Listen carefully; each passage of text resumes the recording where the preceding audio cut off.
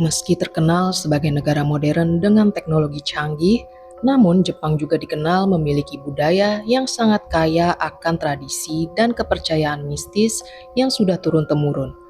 Di balik gemerlap kota dan kemajuan teknologi, banyak orang Jepang masih menyimpan rasa hormat sekaligus ketakutan terhadap dunia gaib yang sering muncul dalam cerita-cerita horor mereka. Bahkan tak sedikit yang mengalami sendiri kejadian aneh dan menyeramkan yang sulit dijelaskan secara logika, pengalaman-pengalaman nyata yang membuat mereka mempertanyakan batas antara dunia hidup dan dunia roh. Kali ini kita akan memasuki salah satu kisah nyata horor dari Jepang yang menyimpan rahasia kelam dan ketakutan mendalam, sebuah cerita yang mungkin akan membuatmu merinding sampai ke tulang.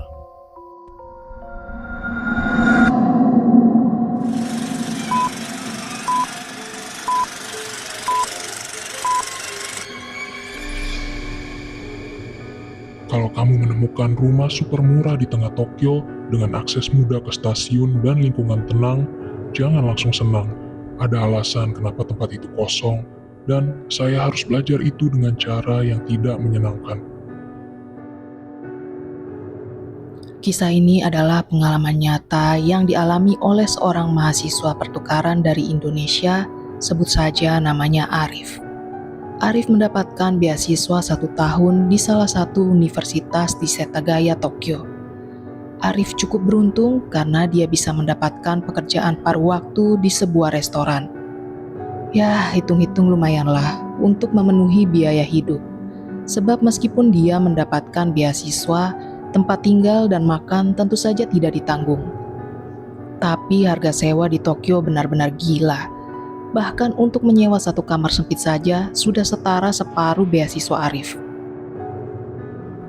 Lagi-lagi, Arif merasa cukup beruntung karena suatu malam dia menemukan iklan di situs lokal.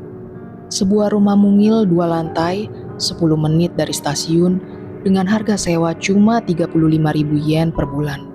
Jauh di bawah harga normal. Awalnya Arif pikir mungkin itu rumah tua atau perlu renovasi.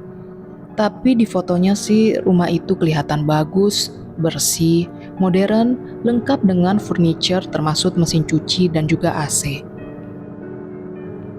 Tentu saja Arif tidak ingin menyia-nyiakan kesempatan emas ini. Takut keburu disewa orang lain, dia pun langsung menghubungi nomor yang tertera di iklan. Yang mengangkat telepon terdengar seperti suara seorang wanita tua, ramah sekali. Dia bilang rumah itu milik anaknya yang sudah pindah ke luar negeri dan mereka cuma ingin rumah itu tetap diisi agar tidak kosong terlalu lama. Alasan yang cukup make sense. Tanpa pikir panjang, Arif pun langsung membooking rumah tersebut. Singkat cerita, pada hari kepindahannya, Arif disambut oleh seorang wanita tua di depan rumah. Dia membawa sekantong buah dan tersenyum lebar. Tapi anehnya, dia tidak mau masuk ke dalam. Dia hanya berdiri di pintu, menyerahkan kunci, lalu berkata, "Kalau kamu dengar sesuatu dari lantai 2 malam-malam, jangan naik ya, itu cuma suara rumah tua." Arif pun tertawa kecil, mengira dia hanya bercanda. Tapi wanita tua itu tidak ikut tertawa. Hari-hari pertama Arif tinggal di rumah itu berjalan biasa saja. Rumahnya memang agak dingin, walaupun cuaca belum masuk musim dingin. Tapi dia pikir mungkin isolasinya jelek. Arif tinggal sendiri di lantai 1, di situ ada ruang tamu, dapur kecil, dan kamar tidur. Lantai 2-nya dibiarkan kosong, hanya sesekali saja dia naik untuk bersih-bersih. Hingga malam keempat, Arif baru mulai merasa tidak nyaman.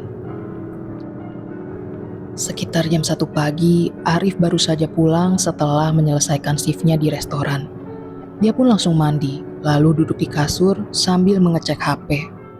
Saat sedang bersantai sejenak, tiba-tiba terdengar suara dari atas. Seperti langkah kaki yang pelan-pelan menyusuri lantai 2. Arif langsung terdiam. Dia mencoba mendengarkan baik-baik. Lalu sunyi. Lalu bunyi lagi. Seperti seseorang sedang berjalan bolak-balik. Jantung Arif berdegup kencang, namun dia tetap berusaha berpikir logis. Mungkin tikus besar atau kayu lantai memuai, tapi lantai 2 itu menggunakan ubin dan karpet, bukan kayu terbuka. Untuk mengantisipasi hal terburuk, Arif pun mengambil sapu dari dapur dan naik pelan-pelan. Ia membuka pintu kamar atas perlahan. Kosong, tak ada siapa-siapa. Semua masih rapi seperti terakhir dia bersihkan. Arif menghela nafas panjang. Mungkin dia hanya sedikit parno. Ia pun turun dan mengabaikan perasaan aneh itu. Seminggu kemudian, suara itu makin jelas. Tidak hanya langkah kaki, tapi suara seseorang menarik-narik kursi. Kadang seperti menyeret barang. Pernah juga dia mendengar suara perempuan menangis pelan. Bukan isak keras, tapi suara tercekat seperti orang berusaha menahan tangis.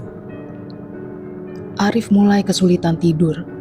Ini udah gak bener nih. Kalau begini tentu Arif merasa tidak nyaman tinggal di sana. Arif pun memutuskan untuk mengirim pesan ke pemilik rumah, bertanya apakah dulu pernah ada kejadian aneh di rumah itu. Namun Arif baru mendapatkan balasan 2 hari kemudian. Rumah itu pernah ditempati pasangan muda, istrinya hilang, suaminya pergi begitu saja. Lalu tidak ada balasan lagi. Malam yang paling membuat Arif ingin kabur terjadi di minggu ketiga. Malam itu saat Arif sedang tidur, dia bermimpi buruk. Dalam mimpinya, Arif berdiri di tengah ruangan lantai 2. Di dinding ada noda merah besar, seperti bekas darah. Lalu dia melihat seorang wanita berdiri di pojok ruangan. Rambutnya panjang menutupi wajah. Dia menunjuk ke langit-langit dan berbisik, "Aku masih di sini." Arif terbangun dengan nafas tersengal. Tubuhnya dingin seperti es. Seolah mimpi buruk itu saja masih kurang mencekam, tiba-tiba Arif mendengar bunyi nafas dari arah dapur. Ia pun duduk perlahan, mencoba mendengar lebih jelas. Hembusan nafas pendek, berat, seperti orang yang kelelahan atau menahan marah. Arif mengambil ponselnya, menyalakan flashlight, dan berjalan pelan ke arah dapur. Tidak ada siapa-siapa, tapi lemari piring terbuka lebar dan gelas-gelas berjatuhan di lantai. Tidak pecah, hanya berbaris seperti dijatuhkan perlahan satu persatu. Ini sudah tidak logis lagi. Jika bukan penyusup, berarti itu hantu. Arif tidak kuat lagi. Malam itu dia tidur di stasiun, lalu pagi-pagi menginap di rumah teman kampusnya. Beberapa hari kemudian dia kembali hanya untuk mengambil barang dan mengemas koper. Saat Arif masuk ke rumah, udara di dalam terasa lembab, seperti kamar yang dikunci bertahun-tahun. Arif buru-buru naik untuk mengambil dokumen yang dia simpan di kamar atas. Saat dia membuka lemari di kamar itu, jantungnya serasa berhenti berdetak. Di dalamnya tergantung pakaian wanita. Berdebu, tua, ada noda merah tua di bagian kerah. Arif juga menemukan satu benda kecil, ponsel lama model flip phone dalam kondisi rusak. Dan di sudut lemari bawah, ia melihat gumpalan rambut panjang, hitam, tebal, seperti dipotong kasar. Arif tidak berani menyentuh apapun. Dia langsung lari keluar rumah dan tidak pernah kembali. Selama beberapa minggu kemudian, Arif mencoba mencari tahu lebih dalam tentang rumah itu. Seorang teman Jepang membantunya menelusuri arsip lokal. Mereka menemukan laporan berita tahun 2008 tentang seorang wanita bernama Misaki, umur 27 tahun, dilaporkan hilang oleh suaminya di rumah yang sama. Tidak ada tanda kekerasan. Suaminya mengatakan istrinya menghilang begitu saja di malam hari. Setahun kemudian rumah itu kosong. Tidak ada yang mau tinggal, sampai iklan itu muncul lagi, dan dengan bodohnya Arif menganggap itu keberuntungan. Setelah itu Arif tinggal di asrama kampus. Meskipun kecil, sempit, dan bising, tapi setidaknya dia bisa tidur nyenyak. Tapi teror tidak berhenti begitu saja bagi Arif. Terkadang saat dia lewat stasiun dekat rumah lama itu, dia merasa diperhatikan. Kadang Arif merasa ada aroma lembab dan sabun bunga lewat sesaat di belakangnya. Dan kadang Arif bermimpi. Dalam mimpi itu dia berdiri di loteng rumah itu. Dindingnya penuh coretan. Aku tidak menghilang, aku dikubur di sini.